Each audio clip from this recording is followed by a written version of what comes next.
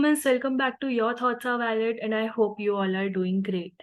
So आज के इस वीडियो में हम पढ़ेंगे टाइप्स ऑफ वेरिएबल्स। तो मैं पार्ट सेकेंड रिसर्च मेथोडोलॉजी में कवर कर चुकी हूँ कि वेरिएबल्स क्या होते हैं और वहाँ पे मैंने 4 टाइप के वेरिएबल्स बता भी दिए थे, independent, dependent, extraneous and confounding variable. इनके मैंने डेफिनेशन भी बता दी थी और एग्जाम्पल भी बता दिया था।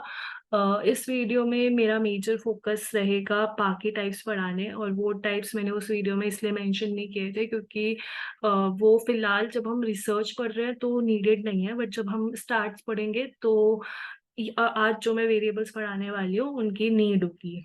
स्पेशली जब मैं कोरिलेशन कोफिशिएंट वगैरह पढ़ाऊंगी तो उन कोरिलेशन कोफिशिएंट को समझने के लिए हमें वेरिएबल्स पता होने चाहिए, ये जो आज मैं इस वीडियो में मेंशन करूंगी। ये जो वीडियो है ये पार्ट रिसर्च का ही है। इट्स जस्ट दैट कि इसको मैं पार्ट 3 लेबल नहीं कर रही बिकॉज ये मेजरली स्टार्ट्स में काम आएगा। सो या let's move on with the video. तो आज हम जो मेजर टाइप के हम वेरिएबल पढ़ेंगे वो दो हैं, क्वालिटेटिव और क्वांटिटेटिव। और भी हम पढ़ेंगे बट आज मेजर फोकस क्वालिटेटिव और क्वांटिटेटिव पे रहेगा। मैं इसको डिटेल में एक्सप्लेन करूंगी, एक बार मैं ब्रीफ में बता देती हूँ। तो वेरिएबल क्या होता है? वेरिएबल कोई भी मेजरेबल कैरेक्टरिस्टिक जो कि वेरी करती है उसको हम वेरिएबल बोलते हैं। ये दो टाइप के हो सकते हैं, क्वालिटेटिव और क्वांटिटेटिव। क्वालिटेटिव मतलब जब कोई क्वालिटी पे फोकस हो रहा है, और क्वांटिटेटिव मतलब जब कोई न्यूमेरिकल वैल्यू पे फोकस हो रहा है। क्वालिटेटिव के दो पार्ट होते हैं, नॉमिनल और ऑर्डिनल। क्वांटिटेटिव के भी दो पार्ट होते हैं, डिस्क्रीट और कॉन्टिन्यूस। ये हम नेक्स्ट स्लाइड में पढ़ेंगे। सो लेट्स मूव ऑन। पहले हम क्वालिटेटिव पढ़ लेते हैं। क्वालिटेटिव वेरिएबल को हम कैटेगोरिकल वेरिएबल भी बोलते हैं। ये एक क्वालिटेटिव डेटा रिप्रेजेंट करता है जो कि डिफरेंट कैटेगरीज या ग्रुप्स में डिवाइड की जा सकती है, और ये नॉन न्यूमेरिकल होता है नेचर में। और ये नॉमिनल हो सकता है या ऑर्डिनल हो सकता है। इसके दो टाइप हैं बेसिकली। इसका एग्जाम्पल हम ले सकते हैं हेयर कलर। जैसे हेयर कलर हो सकता है ब्लैक, ब्राउन, रेड, ब्लॉन्ड, कुछ भी हो सकता है। तो हेयर कलर जो है वो क्वालिटेटिव वेरिएबल है। क्वालिटेटिव या फिर हम बोल सकते हैं कैटेगोरिकल, दोनों सेम ही होते हैं। क्वालिटेटिव और कैटेगोरिकल मतलब एक ही होता है, दीज आर सिनोनिम। तो yes, hair colour is an example of qualitative variable. और एग्जाम्पल्स भी हो सकते हैं जैसे कि सीवियरिटी ऑफ रोड एक्सीडेंट, या फिर जिसकी भी वैल्यू क्वालिटी में हो, like do you smoke, do you drink, ये सब कुछ क्वालिटेटिव में आ गया। तो लेट्स मूव ऑन। तो पहला है नॉमिनल वेरिएबल। ये एक पार्ट है क्वालिटेटिव वेरिएबल का ही। तो इसमें कोई ऑर्डरिंग पॉसिबल नहीं होती, कोई ऑर्डर नहीं होता, कोई पर्टिकुलर सीक्वेंस नहीं होता या ऑर्डर नहीं होता। जैसे कि हो गया जेंडर। जेंडर में कोई ऑर्डर नहीं है कि मैन ऊपर है वुमेन नीचे, या वुमेन ऊपर है मैन नीचे, ऐसा कुछ नहीं होता। आई कलर कुछ भी हो सकता है, ब्लैक, ब्राउन, ग्रीन, कुछ भी हो सकता है। तो उसमें भी कोई ये नहीं है कि कोई ऑर्डर में होता है कि पहले ग्रीन फिर ब्राउन फिर ब्लैक, ऐसा कुछ नहीं है। तो कोई ऑर्डर नहीं होता नॉमिनल वेरिएबल का बेसिकली। इसके दो लेवल भी हो सकते हैं, जैसे कि डू यू स्मोक या डू यू ड्रिंक का आंसर होगा यस या नो। तो दो ही कैटेगरीज है, या तो यस या फिर नो। तो ये नॉमिनल वेरिएबल का एग्जाम्पल हो गया। इसमें दो लेवल भी हो सकते हैं और ज्यादा लेवल्स भी हो सकते हैं, जैसे कि हेयर कलर वाला मैंने जब एग्जाम्पल दिया था तो वो हो गया, वो लार्ज नंबर ऑफ लेवल्स में आ गया क्योंकि बहुत सारे कलर हो सकते हैं हेयर के। और college, what is your college major? Major means basically subject जिसमें आप अपना बैचलर्स कर रहे हो, मास्टर्स कर रहे हो। तो जो यहाँ पे कोई भी सब्जेक्ट जो हो गया वो इस केस में वो लाइक जितने भी सब्जेक्ट हैं वो लेवल हो जाएंगे इस केस में, जैसे कि मैथ्स, साइंस, इंग्लिश, ये सब कुछ आ जाएगा इसमें। बट अगेन कोई ऑर्डर नहीं है कि कोई सब्जेक्ट नीचे है कोई ऊपर है, ऐसा कुछ नहीं है। कोई अच्छा है कोई बुरा है, ऐसा कोई कोई ऑर्डर नहीं है। नोट है कि क्वालिटेटिव वेरिएबल जिसमें एग्जैक्टली दो लेवल होते हैं उसको हम बाइनरी या डाइकोटमस वेरिएबल बोलते हैं। बाइनरी और डाइकोटमस सेम चीज़ है, बाइनरी वेरिएबल और डाइकोटमस वेरिएबल सिनोनिम्स है। और इसका एग्जांपल है जेंडर, क्योंकि जेंडर या तो मेल होगा या फीमेल होगा। प्रिसाइजली तो हमें सेक्स बोलना चाहिए कि सेक्स या तो मेल होगा या फीमेल होगा। ऐसे ही येस और नो, लाइक किसी भी क्वेश्चन का आंसर, जैसे कि डू यू स्मोक, येस और नो। तो इस केस में भी ये बाइनरी वेरिएबल होगा, बाइनरी या डाइकोटमस वेरिएबल होगा। तो ये हो गया nominal variable. Then ordinal variable. Ordinal variable is the one जहाँ पे ऑर्डर इम्प्लाई होता है, जैसे कि severity of road accident.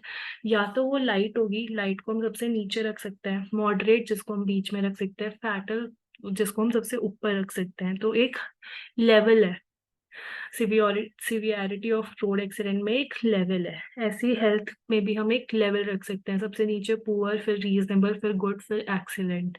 Excellent top का, पुअर सबसे नीचे का।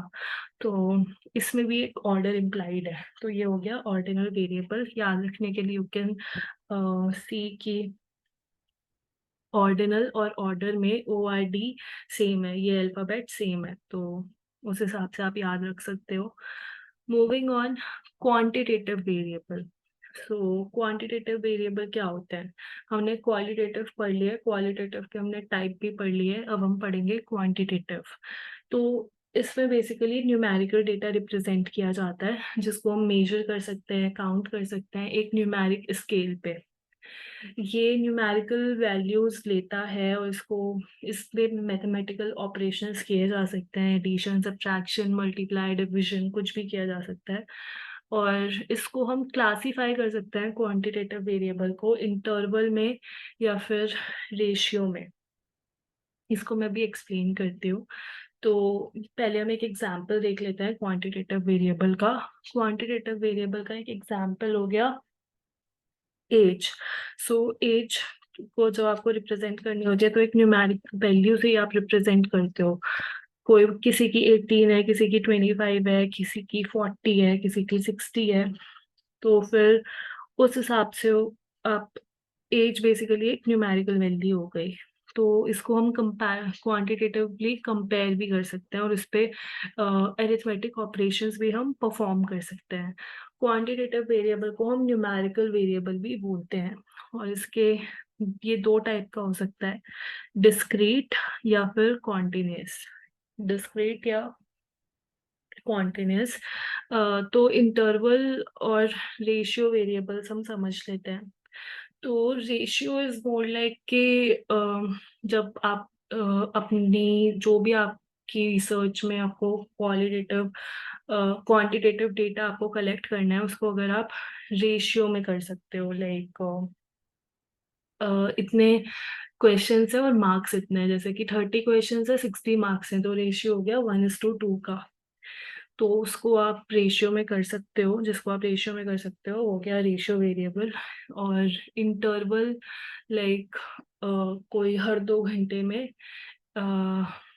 लाइक हर 2 घंटे में सपोज किसी को खाना बनाना है, या फिर लेट्स टेक मोर रियलिस्टिक, जैसे कि किसी ने शेड्यूल बनाया कि हर 2 घंटे में पानी पीना है, तो फिर वो हो गया इंटरवल, क्योंकि एक पर्टिकुलर इंटरवल पे वो पानी पी रहा है, हर 2 घंटे बाद वो पानी पी रहा है, तो फिर वो इंटरवल हो गया। रेशियो के लिए हमने वो मार्क्स और क्वेश्चंस वाला एग्जाम्पल देखा। मूविंग ऑन, डिस्क्रीट और कॉन्टिन्यूस वेरिएबल हम समझते हैं डिटेल में। तो कॉन्टिन्यूस वेरिएबल वो होता है जो कि कोई भी न्यूमेरिकल वैल्यू ले सकता है। इनफाइनाइट पॉसिबिलिटीज होती है यहाँ पे बेसिकली।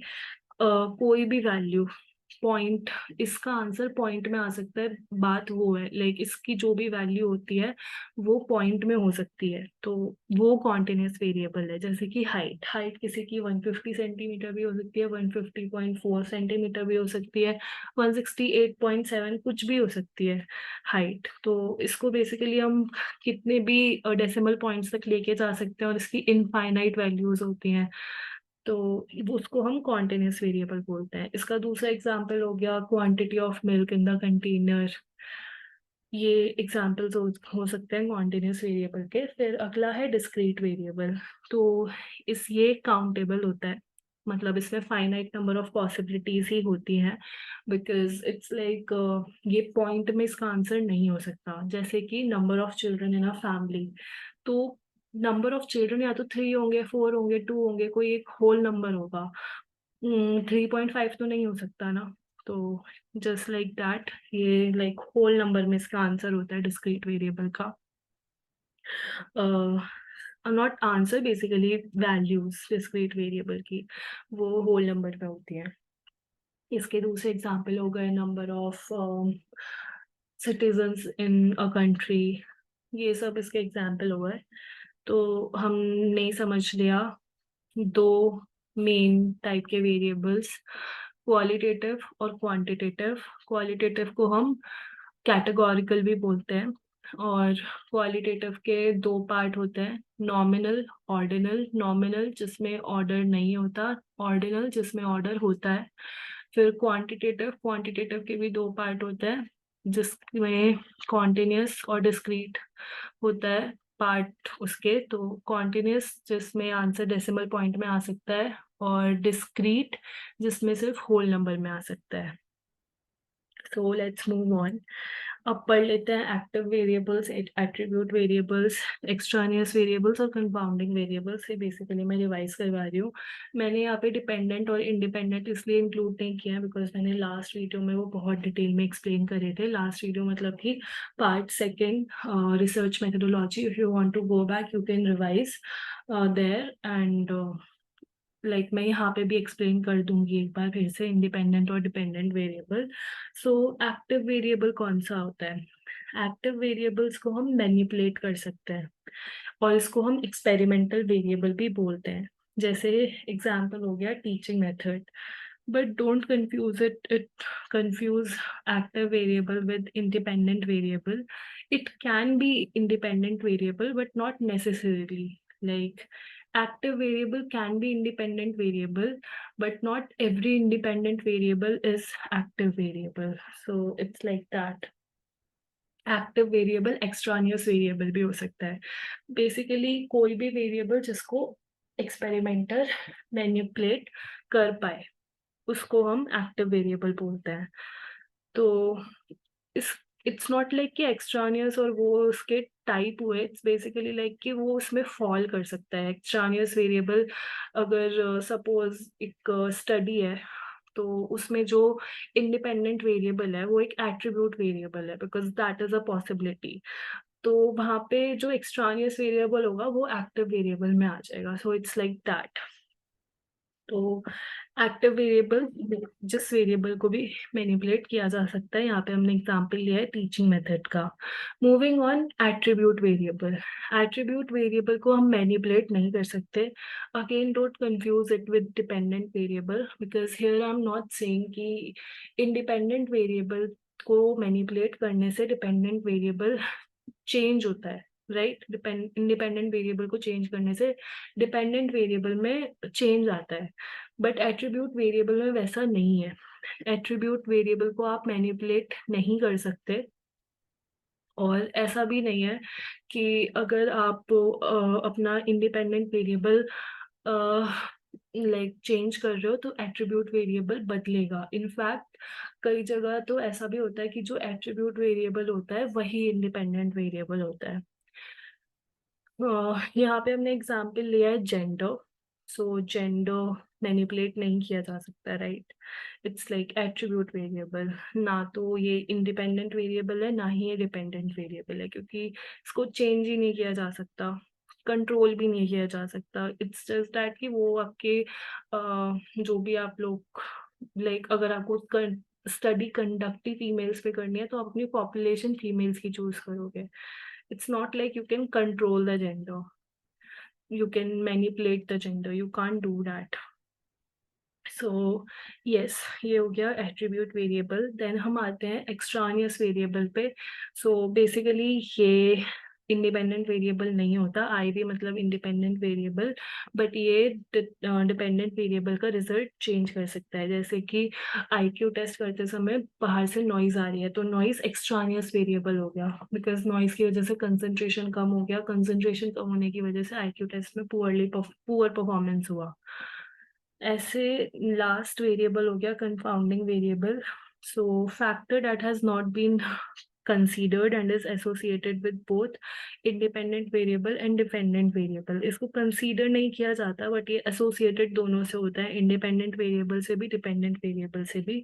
जैसे कि सपोज हमें इफेक्ट ऑफ कैलोरी इनटेक पढ़ना है वेट पे, तो बट इसमें इट्स लाइक कि इट्स नॉट जस्ट अबाउट कितने कैलोरी आप इनटेक कर रहे हो, ये आप मैनिपुलेट कर सकते हो. बट किसी का मेटाबॉलिज्म फास्ट होता है, किसी का स्लो होता है, तो इट डिपेंड्स. तो अगर किसी का फास्ट है तो वो कैलोरी इनटेक ज़्यादा भी कर रहा है तो उसका वेट बढ़ेगा नहीं. सो या it's like that. Compounding variable का एग्जांपल वो हो गया. एक बार मैं इंडिपेंडेंट वेरिएबल फिर से बता देती हूँ.